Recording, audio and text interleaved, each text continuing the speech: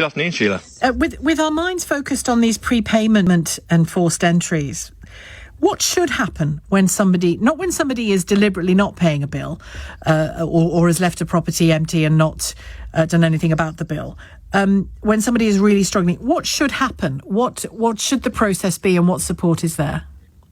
You make a really good point here, Sheila, because there's a common misconception with debt that people are either not in work, they're not trying hard, and they don't want to make the payments that they're committed to. They don't want to pay their own way, is often a common misconception. We've been providing advice across London for the last 17 years, and in that time, we've helped over 250,000 people.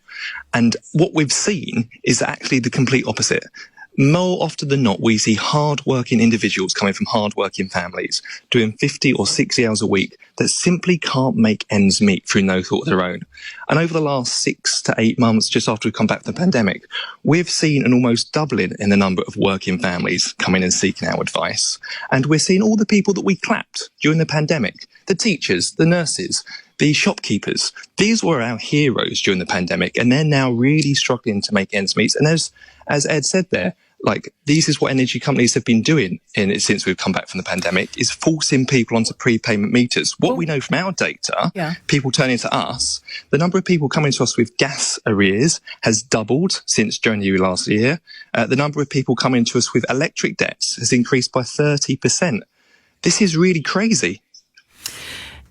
What comes across when I speak to people on this programme, when people call and tell me that they are in that position you've just described, or that they've had an enforced prepayment meter put in, is particularly older people. I think there's a bit of confusion as to how to contact the company, or there's fear of authority where they think they're in big trouble and they daren't pick up the phone. And there's all kinds of psychology to this moment in a person's life, isn't there? There is. And you know what, those people that do have the confidence to try and get through, often there's such long delays on numbers that cost money to get through to these companies that you're put off even if you do try your best to make the effort to reach out to your energy supplier. However, there's some glimmers of hope out there.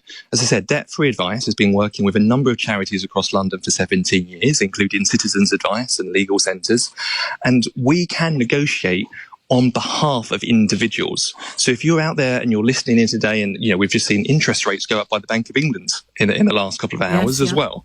If you're worried about what your expenditure is going to look like and you're struggling to work out how you can make things pay your way, call and speak to one of our advisors because they will go through all of your income and expenditure. And if you ask us to, we will reach out to the energy companies, to your landlords on your behalf and can negotiate for you. That's very good to know. So, because I have one gentleman in mind who we've been trying to help since he spoke to us on the programme, and help just to get in touch with, it was British Gas, as I recall. And they had no email connection that he could email. And he was ringing, and he needed to send some proof of something, and he sent it by post twice and got no acknowledgement of it. So that's the kind of intervention that I think he would really appreciate, somebody in that position. Yeah, there are so many loopholes and barriers that companies like the one you just said put in place to kind of prevent you from making progress with your case. But as I said, our debt-free advisors, we're fully funded by the Money and Pension Service, so we're completely free. We never charge a penny. Okay. We don't make a profit from recommending any solutions. Independent advice. We can work with that customer. Please do refer him on to us. Our advisors are open 8 a.m. till 8 p.m, 7 days a week. So if you are working during the day and you've only got the weekend to seek that advice, do reach out and contact us. We're speaking to him today, hopefully, to find out whether he has solved it since we last spoke. And if he hasn't, I'll definitely do that. I'll forward him on to you. And just a final thought, Matt. The Centrica has said it stopped the practice of installing prepayment meters, and therefore presumably stopped breaking into people's homes. How do we... Does this need legislating against? Because companies still have the right to chase money where it's wrongly withheld from them, don't they? But how do we sort the wheat from the chaff there and protect vulnerable people from these kinds of behaviours? I agree. We would say we want energy companies to go further. British Gas, as they have said, they've temporarily stopped breaking into people's houses to put in these prepayment meters. If we look at how it's done for water, you can't be forced on a prepayment meter for your water to do that. go even further and apply that. Why is water more of a utility that's essential than electric and gas? Go further and apply the same rules that we apply for our water bills. The only difference is without it, you die quicker.